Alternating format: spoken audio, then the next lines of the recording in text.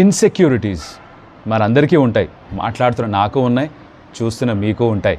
చిన్నప్పుడు అద్దంలో చూసుకున్నప్పుడు నా ముక్కు నాకు నచ్చేది కాదు. సమోసాలకు ఇంత పెద్దగా ఉంది, ఎవరైనా ప్లాస్టిక్ సర్జన్ కనిపిస్తే ఫ్రీగా నాకు ఏమైనా సర్జరీ చేసి పెడతారేమో అడుగుదాం అని ఎప్పుడు అనుకుంటుండేవాడిని. I was not confident child. Stage మీద ఎక్కువ మాట్లాడేవాడిని కాదు, భయం ఉండేది, ఎవరేమనుకుంటారో ఒక భయం ఉండేది. మాట్లాడగలని తెలిసినా కూడా మాట్లాడేవాడిని కాదు.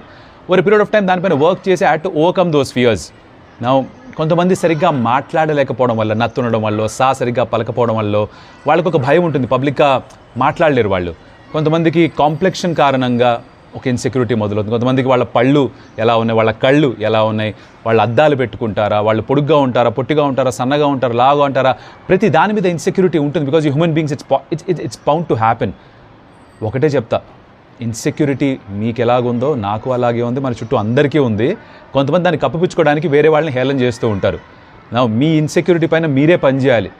భయంగా ఉంటుంది, నలుగురు ఏమనుకుంటారో ఒక భయం ఉంటుంది, కానీ అది దాటితేనే మనం ఇంప్రూవ్ అయ్యేది. So try and do that. Time పడుతుంది తెలుసు, కొంచెం కష్టం తెలుసు, but try and do that. And మీ చుట్టుపక్కల ఎవరికైనా ఇన్సెక్యూరిటీస్ ఉంటే వాళ్ళు మాట్లాడే విధానంలో అయినా, వాళ్ళు కనిపించే తీరులో అయినా, వాళ్ళ రూపురేఖలైనా, వాళ్ళ రంగు అయినా, వాళ్ళ ఎత్తు ఆర్ సైజ్ బట్ అయినా కుదిరితే వాళ్ళని ఏం అనకండి. మీకు ఒక జోక్ మాత్రమే, కానీ వాళ్ళకి లైఫ్ లాంగ్ ఒక బరువు, దాన్ని మోస్తూనే ఉంటారు, దాన్ని దించడం చాలా కష్టం. So if you can encourage them, but కుదిరినంత వరకు జోక్ లేకండి వాళ్ళపైన. You will do a huge help to them by doing that.